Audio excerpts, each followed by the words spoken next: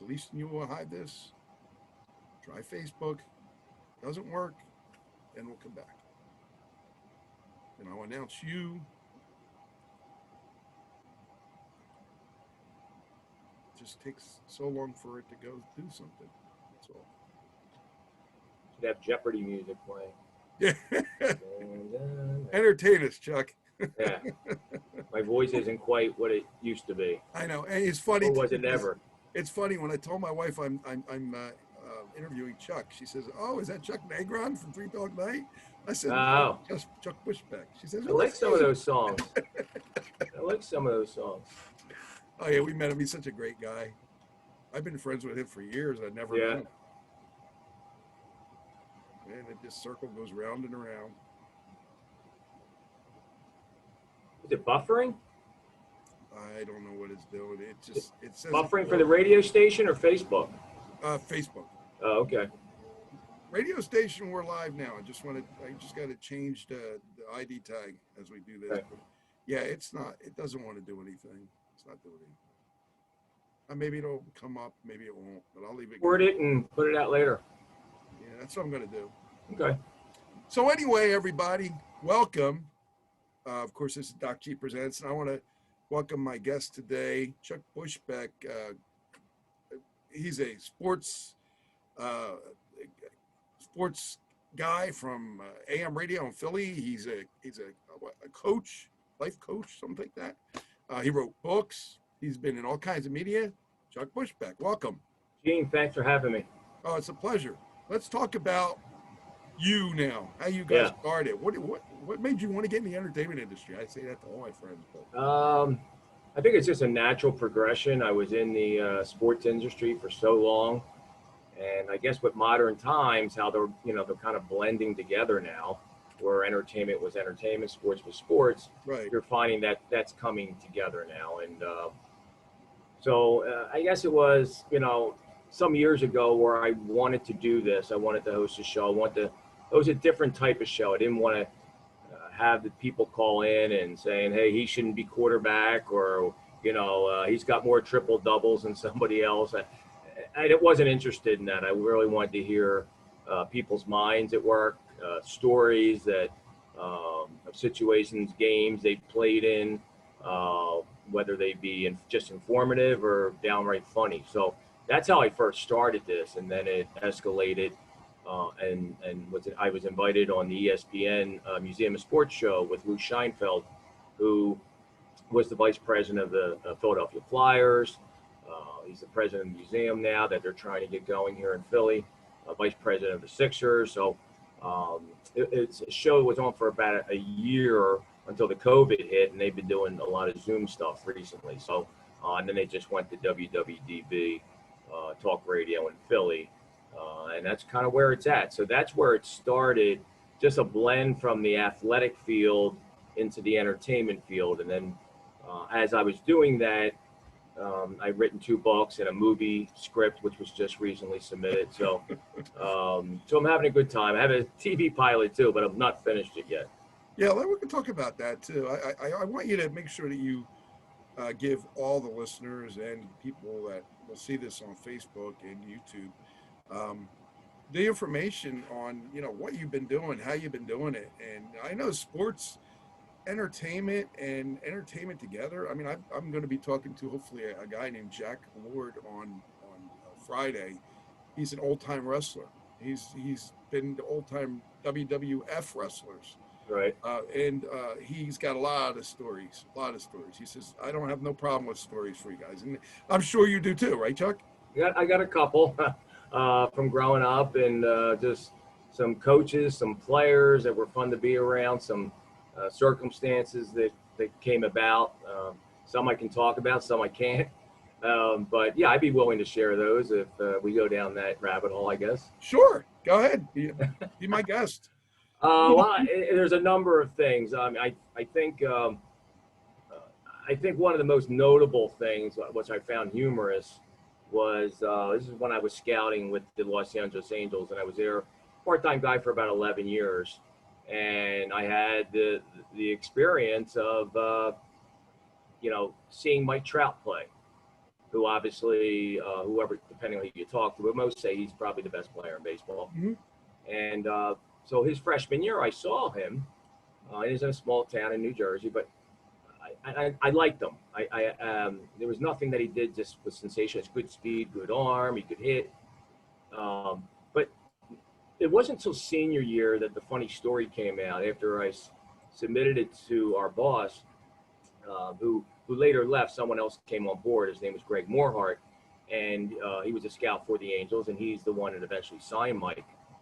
But we were at a scouting combine in Flemington, New Jersey, and this is where all the major league scouts are. So some of the people are coming up to me and asking me about Trout, and I said, you know, it was weird because I don't know why they were asking, but apparently some of their opinions were, well, we hope he's going to be an everyday player.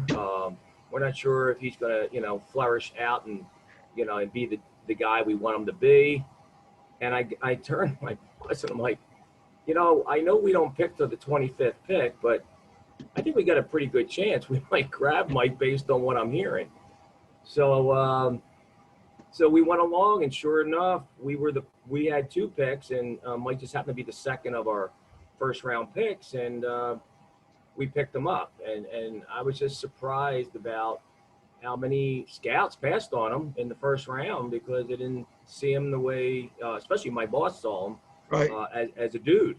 And obviously, I didn't think he was going to be the greatest player in baseball, but I thought he was going to be a very good player.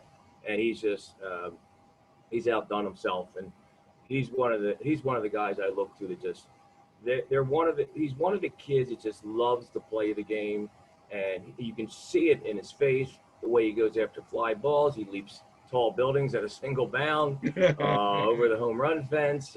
He runs like a deer. He just loves playing the game, and it shows in his game, and that's why he's arguably the greatest player in baseball right now. Oh, wow, that's really cool.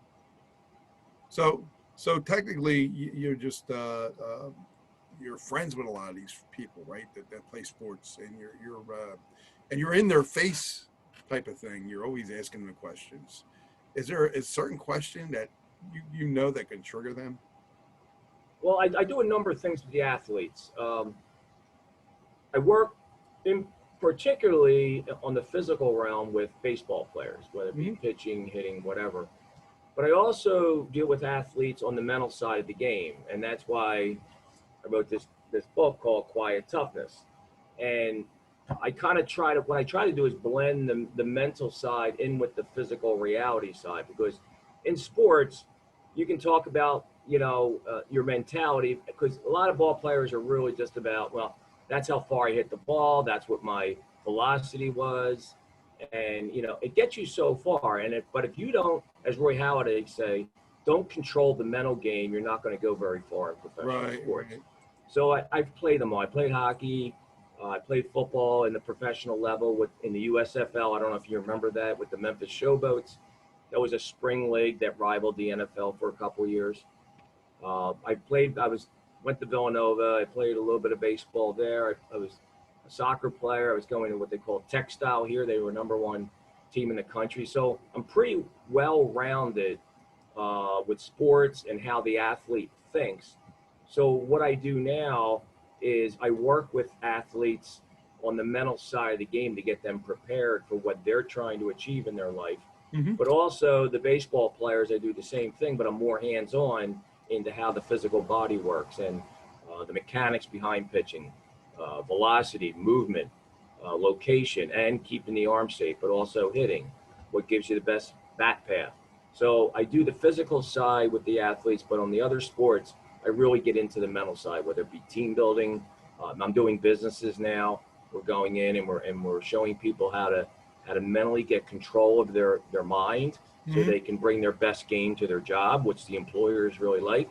But I also work with the employers saying, hey, this is how we need to change to look at your employees. They're the people that are really getting the job done, even though, you're out there in front of all this trying to make something happen. But it's the soldiers behind you that actually, and they need to be motivated to do that. And hopefully we switch from motivation, was the big thing I do, to inspiration, where the employer or the athlete is inspired to do what they have to do instead of just a coach or a mentor or someone trying to motivate them, because that won't last very long. As soon as Right. difficulties come up in life, if you don't have something solid to hold on to, a vision for where you want to be, it's going to be very difficult to hold down the discipline to make it happen. That's so true. So true. I love the fact that, you're not afraid to get your hands in there and get dirty and get down sometimes and do what you have to do. I think sports, I'm not saying it doesn't, a lot of things will teach you that. I've had a lot of great mentors, coaches,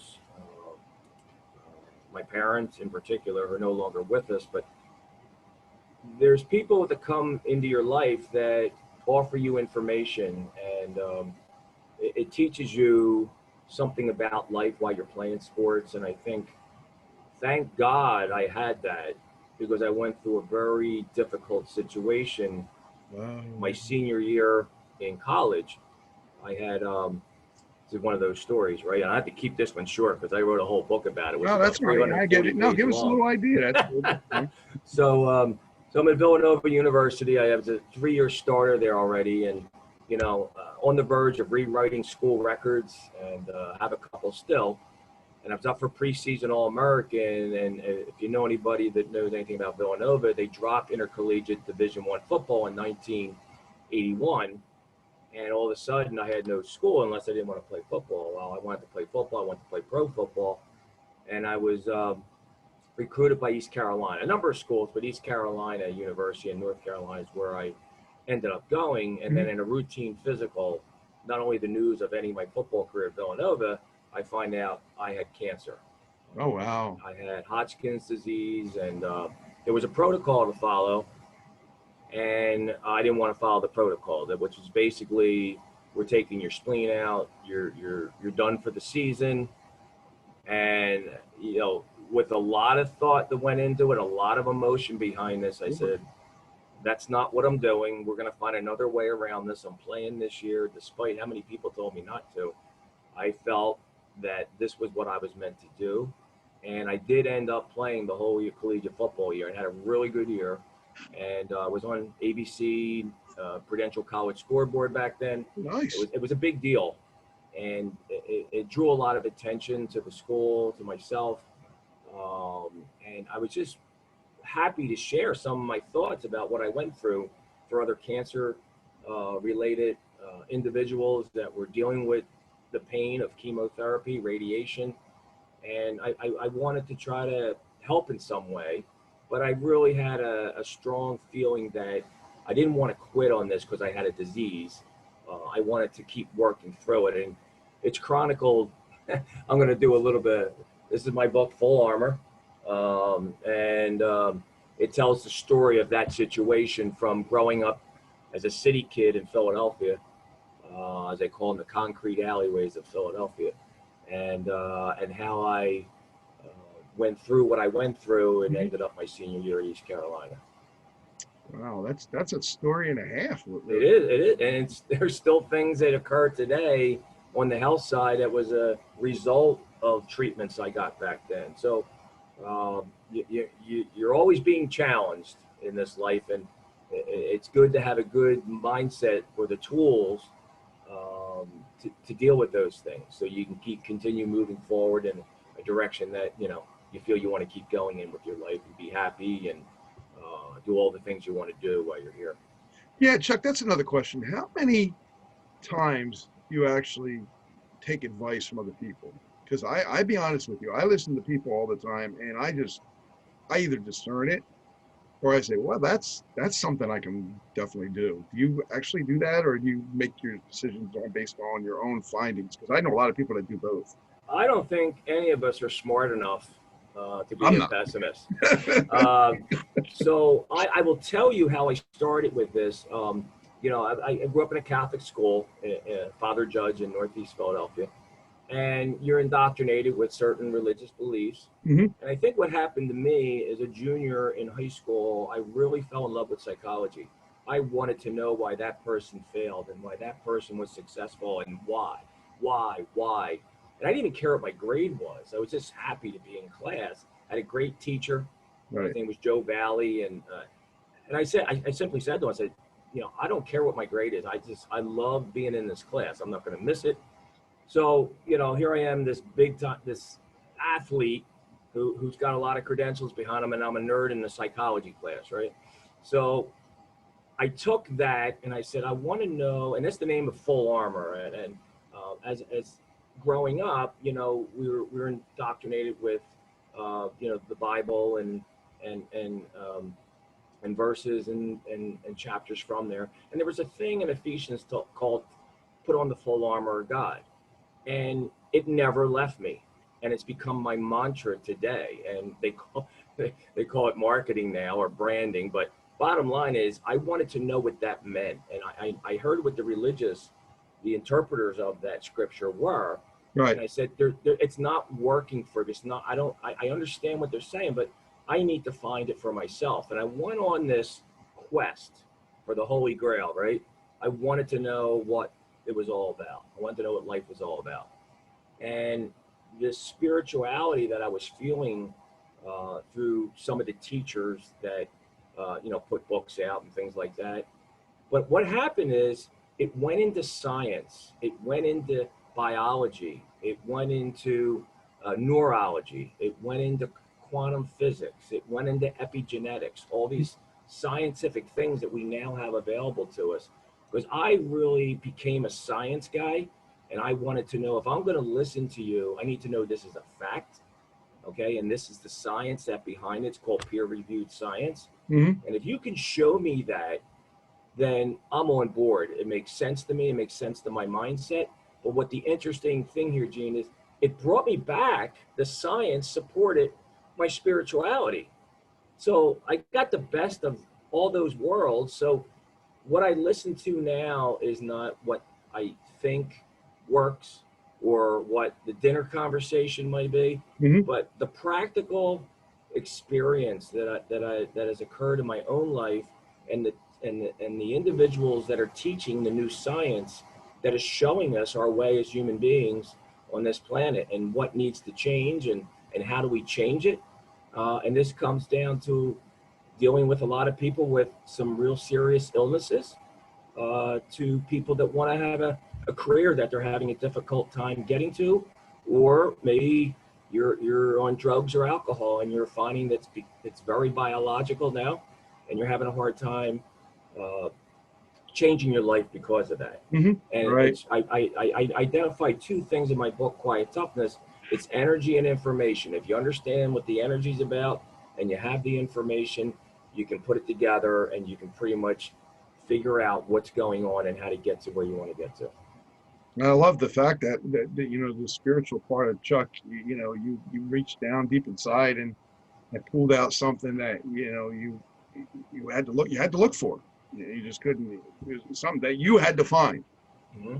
You know, and you did it. Well, you know, there's this guy, Albert Einstein. Have you ever heard of him before? Oh yeah. Energy equals everything, basically. And we're energetic beings. We're spiritual beings. We're non-physical beings in this physical body.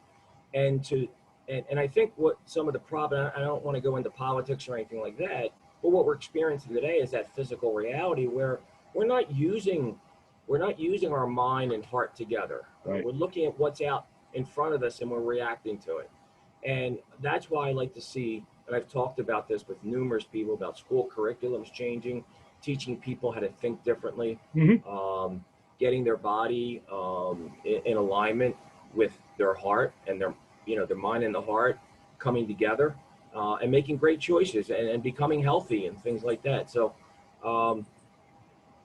I understand the principles and I've applied them in my own life, and I speak about it in my book I showed earlier, Quiet Toughness, where from the radiation treatments that we spoke about earlier back in college, did some damage to my heart later on in life now. Oh, right. And it got to the point where, you know, I had two arteries, one on the heart wall, one right off of it, where they were clogging, but it wasn't my diet.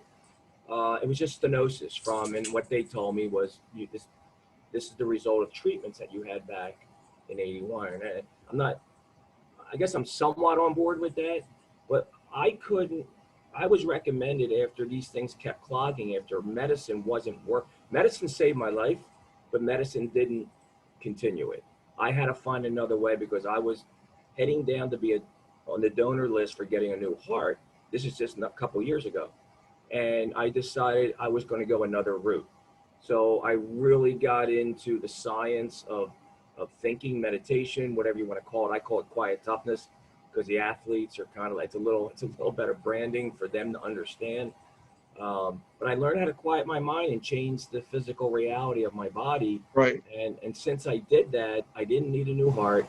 I'm currently off the one medication that they did have me on, and my heart is doing great right now. I just came from the gym before your show, hour and 15 minutes on the treadmill, just kicking it. And I thank God that this information became available to me. But it was a quest on my part to go find it. And it was funny how you go look for something, it's there. It'll show itself to you. You just have to put yourself in the right frame of mind. Yeah, and that's that's the key to life, right? I mean, the frame of mind is all about common sense and what you're doing and what you've known. And the hardest thing I think, Chuck, for us is learning new things. Mm-hmm. I mean, we know that new things help us and new things will be out there and new things will work. And a lot of them have been tested and trusted. But as you said, we're frequency. Frequency, meeting frequency will fix frequency. It will fix the parts in our bodies. I mean, you and I maybe never see that. You got to, the reality of that is we may never see that, but our children may, and our grandchildren, whoever generations coming up may. So they benefit from knowing at least they have hope that they will. Someday we will. We don't know. Well, in studying the sciences that I had, there's a thing called epigenetics. I don't know if you ever heard of it. I am before. familiar with that, yes. It's called the biology of belief. And this all started back in the 60s with stem cell research and things like that. We now know, and this is the stuff that's not necessarily mainstream right now. It is being taught a little bit about how we're not just geared by our DNA, that the proteins that our body is producing has a lot to come from thought. And are the thoughts good or bad, for lack of a better word?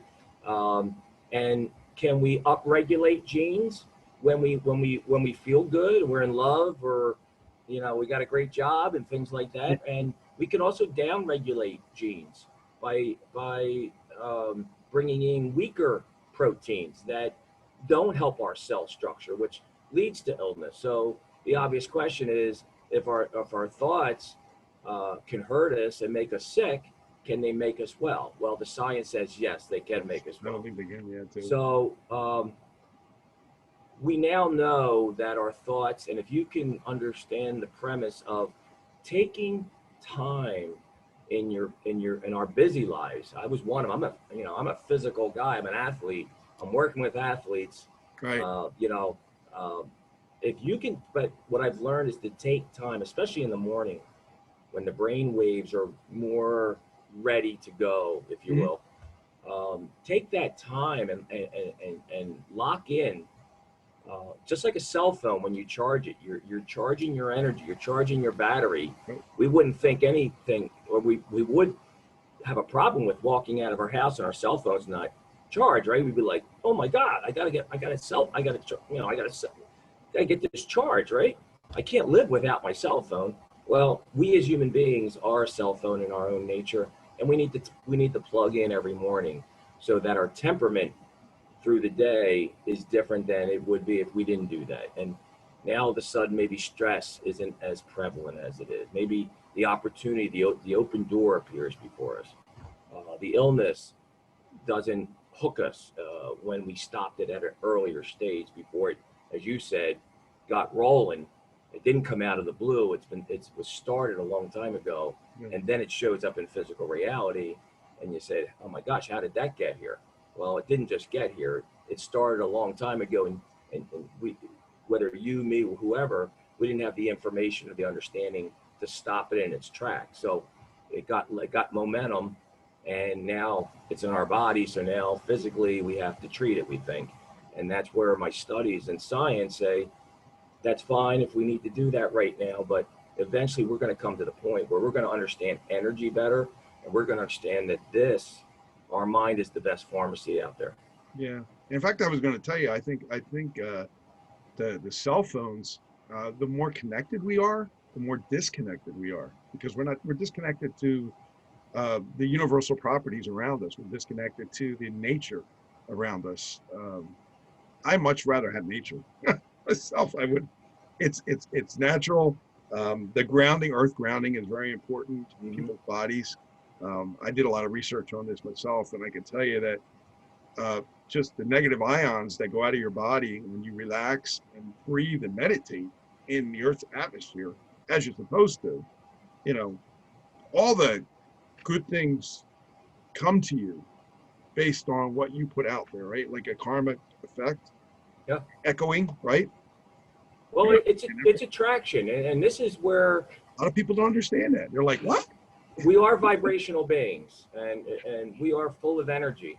And I think it's pretty easy to understand why people like to be camping in the woods and trees. And I don't know if you're one of those guys that takes your shoes off and walks on the ground to feel, Yeah, that's what I'm saying. Yeah, to feel yeah. the ground more. But you know, I like the beach and the negative ions you get from the sun, the water, the beach. There's something that draws everybody there, right? Because everybody sits on the beach and does nothing other than maybe jump in the water. And there's a reason why it feels good to be there. So I think it's a double-edged sword. Technology has brought us things like we're doing right now. Who would have thought this, me growing up, that we'd be talking like this? Exactly. Except maybe Star Trek, and they were pioneers back then. Yeah. But that's what we're dealing with. And it's time that we understand that every mechanism that we're on, cell phone, computer, TV, is all energy. And if we as human beings understand that we're the same mechanism as you plug it in your phone, okay, then we can start understanding why our minds think the way they do, why we get sick, and why we get the things in our life that we do, good or bad. And the science is showing us the way, I think. And it's a great bridge back to spirituality, which I think we've lost a lot of in this mechanistic society. And as you say, to go to your point, you love being out in nature. It takes you a place where, you know, being on a subway train can't.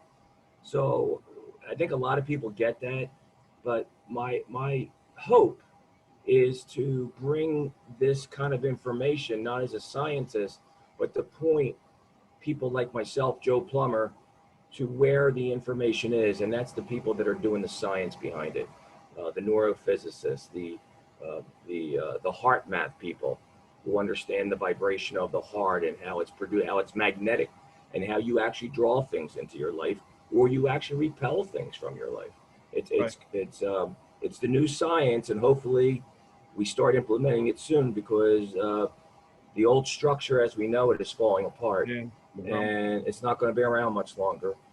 So as much as we're going through this right now, we will come out on the end of it. I don't know how much more of this thing we're going to go through, but eventually, I'm not sure when it's going to happen, we will find another better way to live, or else we have some serious other issues we're going to be dealing with. Yeah, that's the other problem. You know, a lot of before COVID, I got to be honest with you, a lot of everybody took everything for granted, you know, and just, you know, went their daily thing, and, you know, we went to a restaurant and ate, and we got sick and we didn't know why. And, you know, well, people aren't handling the food correctly. People aren't preparing the food correctly. And even though you don't want to blame the restaurant, even though you want to blame the people working there because they need jobs, the thing is, was it just us or was it that? Nobody knows. So when you have a situation like COVID, now they're much more astute to how they serve the food, much more astute how they prepare the food, much more astute of how you get the food, and they're afraid of lawsuits. So in a way, it's brought us a cleaner, healthier product to the public. And it should have been that way all along, but you know, because when you hire certain people, they may not know what's going on. It's not their fault. They're not taught correctly. So in preparing the food or doing stuff like that, you find out, oh my God, this person had a stomach virus. Where'd they get it from? Well, they ate here, and they know how to trace the stuff down. So this is, I think, going to give us a little bit perspective on at least that. I'm not saying everything, but at least that. And then maybe also minor health issues. Everybody's going to be more astute of, or more acknowledging more that, okay, I've got a problem. Let me go get it taken care of. And they're going to have people to jump the gun on everything anyway. You have the two sides. You have the one extreme on this side and one extreme on that side. So it's a little bit of both. But I think we're all like coming towards the middle now, at least with the COVID, and understanding what it is, where it came from, and all that. But again, there's two parties on that too. So I don't want to get into that. But I'm just saying that, virus-wise, we're very, very more watchable about it. And I think that's important, because of anything with little kids, pets, family around you, it's always good to be doing. And I was always that way. I was always the one that used an extra napkin to grab something, because I was told that when my grandmother told me. And I'm like, why doesn't anybody else do that? They use their hands. They stick their hands in something, and then nobody thinks about it. So the next person comes along and does the same thing, and now you've got a whole cacophony of viruses. Think about it. In a bowl of pretzels, in a Super Bowl game, sitting at your friend's house watching the Super Bowl. All of us guys did the same thing. We dug our hands in. It's you don't do them things. You know what I mean? There's a physical reality to this, and I can go back to college. I remember this, my freshman year at Villanova, and we were doing camp in August, and it was hot, and we had salt tablets and things like that. But we were still using water bottles, and everybody was passing around the water bottles until they said, wait a minute, everybody's getting sick. And that's when we started using cups, and everybody had individual cups. So when I talk about energy and information, what you just got done saying, that's the information side of this. You're getting information about our physical reality and how it affects us. And we're learning how to do better with the COVID thing now. But everything is energy, okay? Everything is energy. This virus, despite the political things that are going on behind the scene, which I don't want to get into. Right. This is an energetic system, and the human body has gone through, oh my God, zillions of years of dealing with bacteria, and that's how the body has survived all this time. So as I did my research on this, when the virus is prevalent, there's an energetic level to that virus. And what they're trying to do now is give you medicine that's going to help your immune system be stronger energetically to defeat the nervous system. To defeat the COVID, right? So that's what we're trying to get to, this cure, which I don't think it's going to be a cure, but I think it's going to be something that's maybe something along the way of helping us deal with this virus. And in the meantime, we've learned about preventive healthcare. We learned about preparing food properly and how we're doing that. But I don't think these viruses are going to go away. But I do think understanding what it is and how, as we as a species can improve our immune system, okay? And we're not talking about that enough. We're not talking about vitamin A, C, D. We're not talking about zinc. Yeah, that's right. And we're not talking about the stressors. There's three stressors in life. There's physical, there's emotional, and there's chemical. And if you have a chemical stress, maybe during this time you've drank quite a bit, and you're putting that chemical stress on your immune system. Maybe you're stressed out. Your immune system is another stressor that will affect your immune system. Maybe it's medical. Maybe you've got a bad heart, and we know all about the cases where they're moving people into the nursing homes. Well, if your immune system is any one of those three or all of them, dealing with that before you even get the virus's energy is more than what your immune system can handle, and that's what we're seeing the problem with. So I would hopefully eventually like to see people learn more about their immune system, to how to be better at maintaining a healthier immune system physically and mentally. And that's why I think us going and just not just looking at the facts of what's happening, Hmm. but training our minds to train our immune systems to be stronger. I think that's going to be a pivoting point moving forward past all this. Absolutely, totally agree. So let's talk a little bit more about sports. So who have you interviewed? Bill Berge, Bernie Perron, Jerry Kramer was just on our show just recently.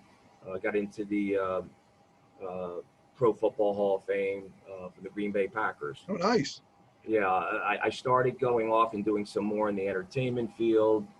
Doug Schimel, two-time Emmy Award winner, John Bolaris, and he was a Channel 6 weather guy, and I went into some crazy stories that went along with him. We've had Lou Nolan, the public address announcer for the Flyers, and just lots of Kevin Riley, a good friend of mine. He used to play for the Eagles. Does a lot of motivational talks now. He lost his arm to a desmoid tumor, Oh, and he wow. goes around, which I find just incredible. You know, he was telling a story. You talked about stories, right? He's telling me the story. He's in the hospital, and who comes visits it? Who come visits him? But Rocky Blyer. And right before that, he he tells me that he's gotten all this well-meaning information, people, about how limited he's going to be now that he's lost his arm and 5 ribs. And Rocky Blyer came in and talked to him and says, beware of experts. You know, the Titanic was built by experts. The Ark was built by amateurs. Uh, the experts are not always right.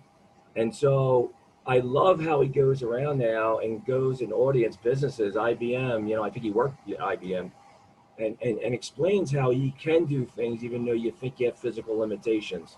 And he goes in with one arm and says, people told me I could never tie a tie ever again. I need a clip on and pick out a good one.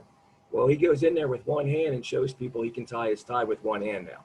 I love that. It's quite, it just goes to show the resiliency of the human mind, Yep. the human spirit, when it's put under duress, and how we can come out and do incredible things. Even the times that we're in right now, is learn from it and move forward and just create a better world for ourselves, and help people along the way. And that's what I'm trying to do now, is trying to work not only with athletes, but even business people. I mean, I've dealt in 30 years of behavioral health. I've dealt with a lot of child welfare stuff where, I'm literally going in trying to figure out, where is this family going to sleep tonight? Where is this family going to get food from? Wow. And, but also with that, dealing with mental illness, with chronic schizophrenia, Yeah. and really had hardcore depression. But coming out of that and getting back into my athletic end, I'm dealing with $1 million athletes, people that are multi-millionaires, that are just crashed and burned since the COVID and are having a hard time. So I've done a lot of Zoom calls on the side, trying to work with these so-called millionaires that have it all. But when the end comes, their blood pressure's through the roof, or they're being hospitalized. So it's a balance to life. Learn to understand, and they're very smart people, and that's kind of like, I guess, the information side. They know how to do the stock market. They know how to make investments. They know what a good business plan looks like. But without your health, it really doesn't matter, does it? Yeah. Okay. So we want to balance the two, not be one instead of the other, but put an understanding together, what gives our life quality. And that comes into relationships, what we do with our careers, not only financially, but who are the people that we're around, who is meaningful in our lives, who have we touched. And it goes into, people that want to lose weight or want to look a certain way. We got to balance the two. And I'm hopefully our education system starts bringing in more of the neurological heart math side that explains why our mindset is so important, how we are spiritual beings having an earth experience and not just three-dimensional beings living in this flypaper thing that we call life and think there's no way out. Our mind can take us to a lot of places that can help us with our physical reality. I hope this kind of talk with you, and this is why I was so happy to come on your show, because you deal with this stuff. You're cutting edge. Yeah, I try to You're be. not the ESPNs, you're not the the Fox Network, but you get to stories that this is where they start. And like I said, I have 40 years of experience doing this. I'm not coming Yeah. just from this loincloth guru meditation side, but I've been in the physical reality of entertainment and sports where there is a physical reality. If you don't do your work, you don't get to the gym, you don't work on your Oh, yeah. mechanics, Oh, yeah. you're not going very far. But to think that's all there is, you're short-sighted, and that's why I love bringing this information out on your show. And I want to thank you again for the people, Oh, not my only the pleasure. artists that you bring on, My but pleasure. people like myself that know differently now, where I was all hardcore reality, and now I need to take a spiritual approach to Beautiful. heal my heart and to heal my health, and I'm a much better person because of it. No, that's great. I just got one more question, and we can go a little bit longer if it's up to you. But I wanted to ask you, who would you have interviewed if they didn't pass away? They Talking didn't about, pass away yeah, if you're talking about sports now. We're staying on the sports subject. on the sports side. Okay. You're talking about announcers. You're talking about baseball players, football players. I mean, there's a whole a mess of people that I know I would have loved to interview. That before they died. Okay. And they have to Not be not dead, not right? not, not necessarily before they died, but like in their prime. And before they died, because they always had one last thing they wanted to say, and you would be that one person that they could say it to. You know. I never thought about that. I did the show and I heard a lot of people's backstories, um, from people that are still alive today. Like I just brought up when Jerry Kramer was on the Right, show. right. Incredible year with the Packers, Bart Starr, Vince Lombardi. I would love to hear from a guy like that about Vince Yeah. Lombardi stories. What it was like in the frozen tundra. You know, um, so as far as dead athletes, tough question. I don't think I was ever asked that question. I ask sometimes I ask weird ones, but it's just part of the thing. I don't ask dirty ones or dish up the dirt. It's just basically just an extra thing to throw out there. That's all. um, I'd say a Joe DiMaggio maybe type of guy, a Lou Gehrig type of guy, a Jackie Robinson type of guy, only to hear what that life was Right, like back then. right. You know, but in guys that are still alive, I think a guy I want to, and even though I read his book, I would like to talk to a Michael Jordan. I would like to talk to a Chase Utley. I would like to talk to any Tom Brady. Um, I want to hear how their mind works. I want to hear their behavior patterns, of how they thought. Coaches, players alike. I don't know if I have one particular guy, but I mentioned a couple that I would love to hear from. So I don't know. I'm going to think about that though, and maybe get you back with an answer. I'm like, oh, I should have said that on the air, Okay, but you can come back anytime. If I can get the Zoom working back on Facebook, listen, technology one day works, the next day it don't. I mean, it happens all the time. They do things, they put things in apps, they change things, they change drivers, they change this, they change that, and if you're not up on it, you don't understand it, you're going to be lost. And sometimes it can happen like this. It happens to us in the studio too. It can happen like this, or it never has a problem. Now I can go to the studio tonight and do a show, and it'd be fine. So is it just on my laptop? Is it something that updated? Is it well, the you know driver? what? You asked me if I wanted to come on the show again, and I would say to you, how far do you want to go down the rabbit hole with all this stuff? Because Me? we can go very deep I with this love the stuff. rabbit hole. You know why? Because that's where all the information is that we are hidden from. So I'll be Alice in Wonderland. I love that. I don't Uh, have a problem with that at all. You can go down the rabbit hole. but you, Listen, this is part of who you are inside. So if you feel comfortable, and you see, I get that from people all the time. Why didn't I say that? Why didn't I say this? Well, here's your time. Think about what you want to say and say it. There's no reason why you can't speak your mind. There's no reason why you can't Mm-hmm. get down a rabbit hole. There's no reason why uh, the structure is holding us back. The only one reason why is because we're afraid. Fear either motivates you or kills you. It kills the inside of who you are, which I know it never did to me. I'm still the same person I've always been, and I've always tried to be compassionate and passionate to people, but at the same time, I don't let fears change that style. Mm-hmm. So whether it's a corporation, company, or whatever, saying, listen, this is what you got to do, this is the way you got to do it. Okay, as long as it's within my guidelines. If it's out of my guidelines, I'm out of your company. I'm out of your Facebook. I'm out of your this. I'm out of your that. Yeah. And I see some things that are not gelling with my spirituality, as we were talking earlier, and then I'm just going to say, well, you know what? I guess I don't need that. My spirituality is way more important than being on a format, Yeah.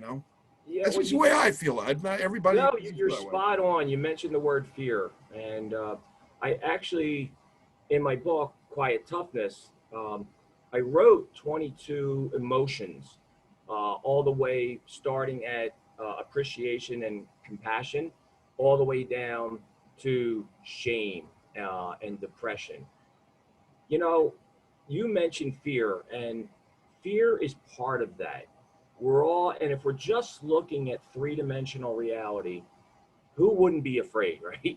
I Right. mean, we're You're right. looking what's around us Yeah. like, I can't stop that. And all of a sudden that we make that our own.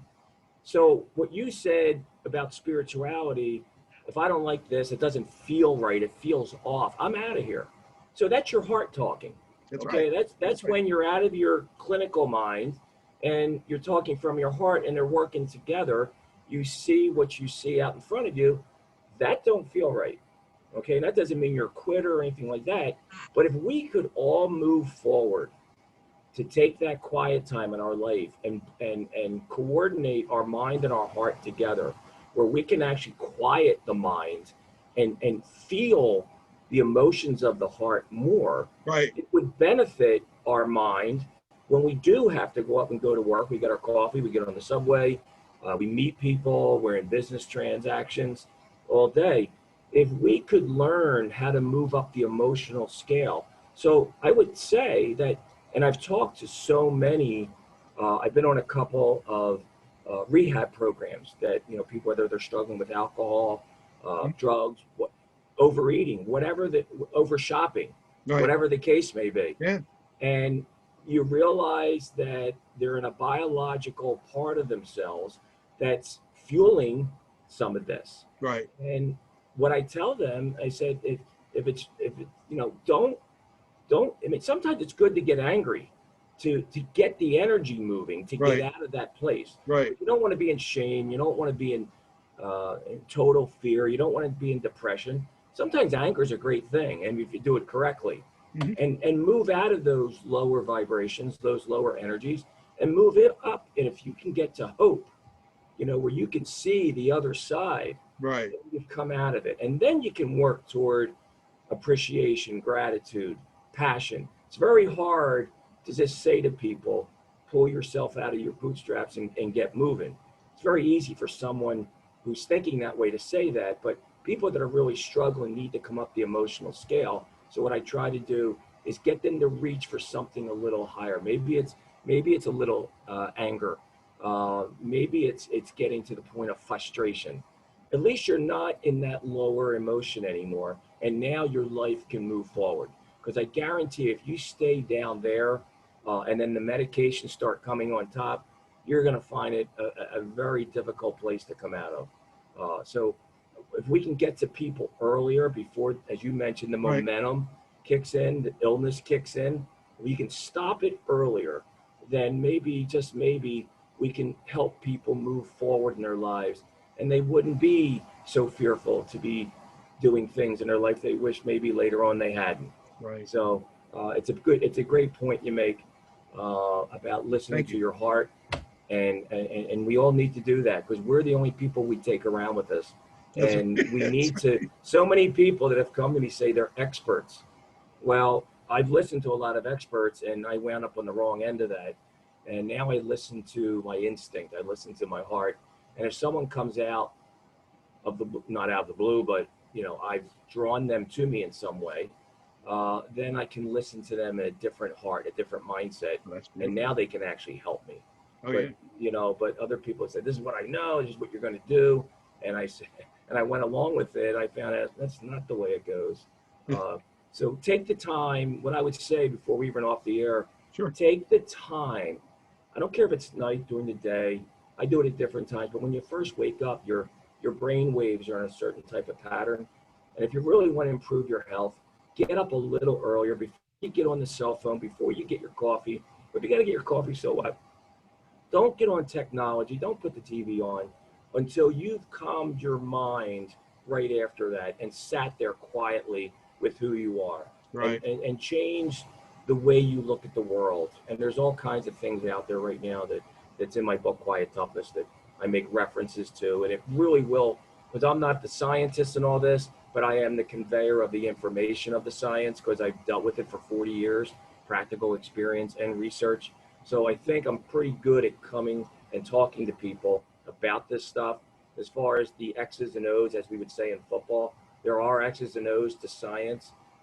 But if we start understanding science more than what's been introduced in our classroom, it'll demystify the mystical of what's happening, and people will be more receptive to that.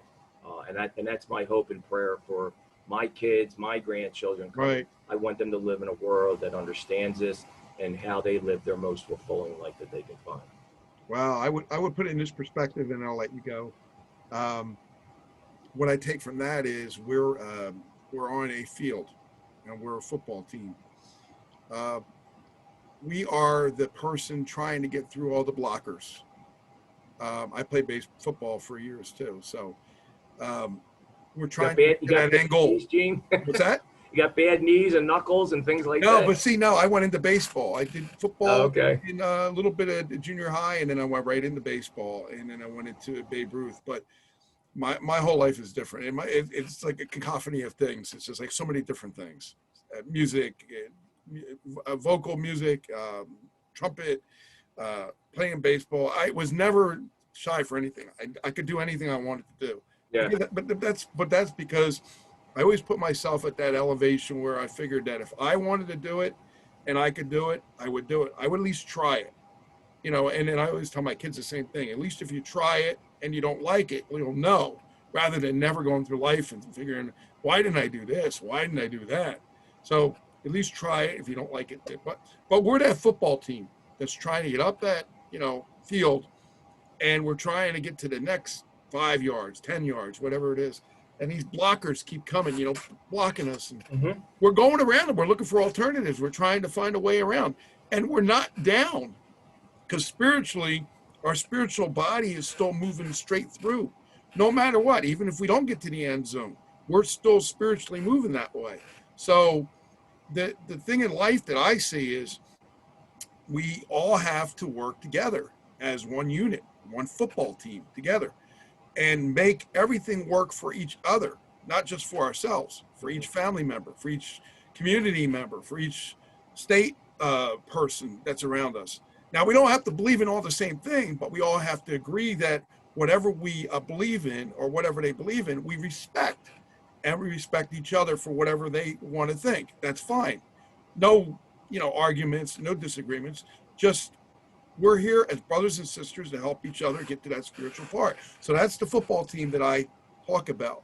We're going to have blockers, but we get through the blockers. Each blocker is another type of situation. Could be the COVID, could be the, no job. It could be this, could be that. But we find that if we stay on that straight and narrow, Uncle used to tell me, if you stay on the straight and narrow, kid, you'll never have a problem, because you'll always find there's going to be another job. You always have hope that there's going to be another job. You always have hope that COVID's going to go away. Things are going to get back to some kind of normal. Not maybe the real normal that we originally remembered, but a different normal. A normal of once we relax and breathe and meditate the way we want to, and feel good about ourselves and feel good about helping others, and the spirituality will just take us right through. And that's all we have to do. Well, you use an interesting analogy, football, and that's a total team sport, obviously. And when I Absolutely. go talk to groups and businesses and things like that, I use football as an analogy because it's There you just not showing up on the field, running your play. You get the information of what's the defense doing against us. go. Right. You know, Right. what did they run at us? So you do planning ahead of time, and that planning helps with your game plan for that day, so you can Yep. execute easier. Correct. Well, that's my parallel to our lives. We take the time in the morning to do that work so that it incorporates into our everyday life so that we're just not running into big linemen, okay? We're learning how to block them. We're Right. learning how to get around the end, and it becomes so much easier to achieve our dreams in life.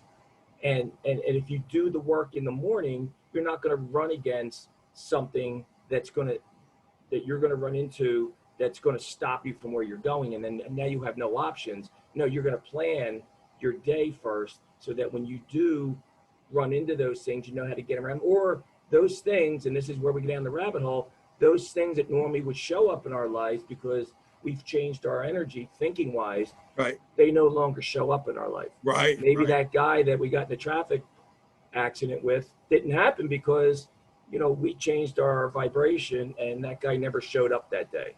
There's a lot of things Yeah, that you're we right. can go Right. deep into, which is not, we don't have anywhere enough time for that No, show, I know that. I know that. but this is kind of an introduction. But I like that analogy used with the football because it's so relevant to how we live our lives. Absolutely.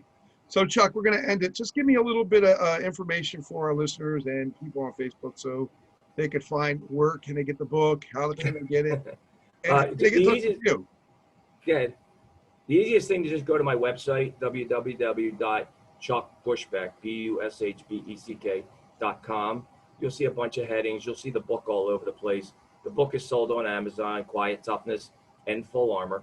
But I also have a baseball page there if you want me to work with athletes in the cages or out in the field, or just work with athletes on the mindset or talk to corporate businesses.